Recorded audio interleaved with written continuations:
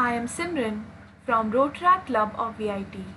Along with the Rotary Club of Vellore Presidency jointly presents Literacy for All.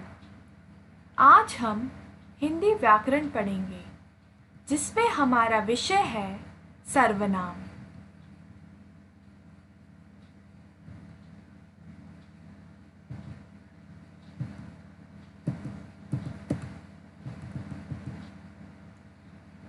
सर्वनाम की परिभाषा: जिन शब्दों का प्रयोग संज्ञा के स्थान पर किया जाता है उन्हें सर्वनाम कहते हैं।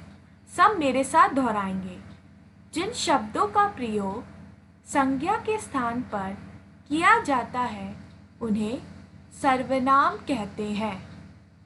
सर्वनाम is known as pronoun in English. A pronoun is a word that takes the place of a noun or nouns in a sentence. Repeat after me. A pronoun is a word that takes the place of a noun or nouns in a sentence. सर्वनाम के उदाहरण हैं मैं, English में मैं को आई बोलते हैं, तुम को यू, कोई को समवन, कौन को हु, क्या को वॉट, यह को दिस, वह को दैट, वह ही, शी और इट भी होता है। यह थे सर्वनाम के उदाहरण। सर्वनाम शब्द दो शब्दों के मेल से बना है, सर्व और नाम। सर्व का अर्थ है सबका, सर्वनाम का अर्थ है सबका नाम। अगर हम इसे सरल शब्दों में समझें तो सर्व यानी सब और नाम यानी संज्ञा। जैसे कि हम सब जानते हैं, किसी भी व्यक्ति, वस्तु, स्थान के नाम को संज्ञा कहते हैं और उन्हीं नाम व संज्ञा की जगह के बदले जो शब्द आते हैं उन्हें सर्वनाम कहते हैं। सरल शब्दों में सर्व यानी सब और नाम जो कि एक संज्ञा है के बदले जो शब्द आते हैं उन्हें सर्वनाम कहते हैं। आइए सर्वनाम के उदाहरण देखें। सब लोग परीक्षा में पास हो गए। यहाँ पर सब लोग सर्वनाम है। Everybody passed the exam. In this sentence, everybody is a pronoun. मैं फुटबॉल खेल रहा हूँ। इस वाक्य में मैं सर्वनाम है। I am playing football. I here in this sentence is pronoun. तुम कहाँ जा रहे हो? इस वाक्य में तुम सर्वनाम है। Where are you going? In this sentence, you is a pronoun. आइए उदाहरण से समझें। रिया को आइसक्रीम चाहिए तो रिया दुकान पर चली गई। रिया को आइसक्रीम पसंद है। आइसक्रीम मीठी होती है। आइसक्रीम ठंडी होती है। रिया पार्टी कर रही थी।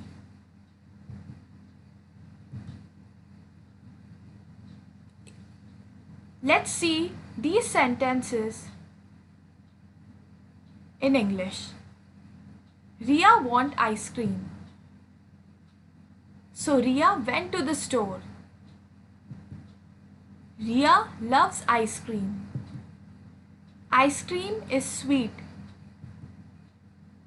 Ice cream is cold. Riya was having a party. So these are the sentences in English. संज्ञा के बार बार प्रयोग से वाक्य का सौंदर्य नष्ट हो जाता है।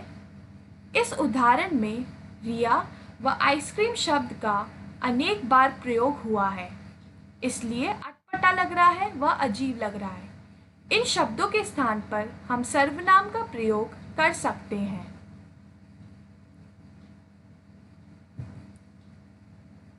We said Riya 4 times. Sounds strange, right? Sometimes we don't want to repeat the same noun over and over again.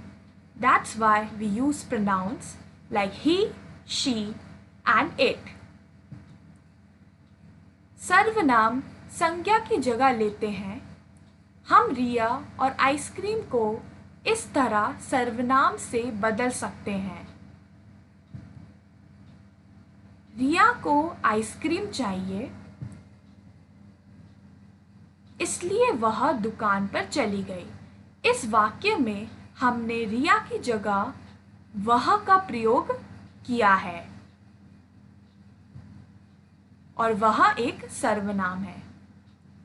उसे आइसक्रीम पसंद है। इस वाक्य में हमने रिया की जगह उसे का प्रयोग किया है और उसे एक सर्वनाम है, अर्थात संज्ञा की जगह सर्वनाम का प्रयोग किया है। वह मीठी होती है, वह सर्वनाम है। वह ठंडी होती है, आइसक्रीम की जगह हमने वह का प्रयोग किया है, वह एक सर्वनाम है। वह पार्टी कर रही थी।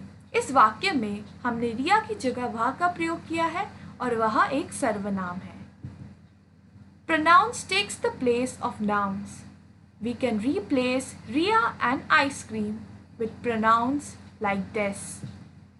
Riya want ice cream, so she went to the store.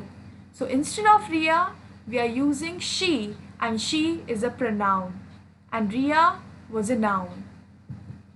She loves ice cream. Instead of Riya in this sentence, we are using she, and she is a pronoun. It is sweet. Instead of ice cream, we are using it over here in the sentence, and it is a pronoun. It is cold. Instead of ice cream, we are writing it, and it is a pronoun. She was having a party. Instead of Riya, we are writing she in that place, and she here is a pronoun in this sentence. अभ्यास की बारी, practice turn. Now let us do some exercise related to pronoun. उसके पास एक नई cycle है. He has a new bike. उसके पास एक नई साइकिल है. उसके सर्वनाम है. इस वाक्य में उसके सर्वनाम है. He has a new bike.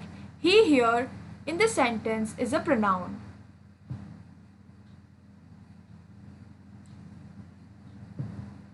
Way football खेल रहे हैं.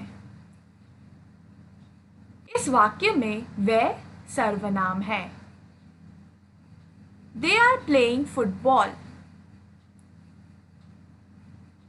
They here in this sentence is a pronoun.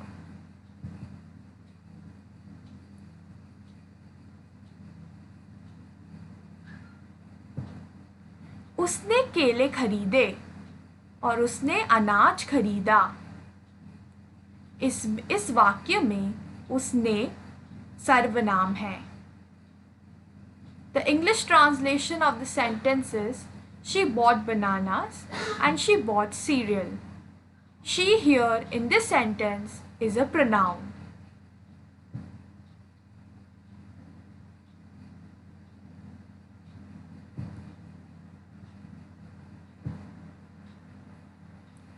वह तुम्हारा घर है. इस वाक्य में तुम्हारा सर्वनाम है. That is your house. Your here in this sentence is a pronoun.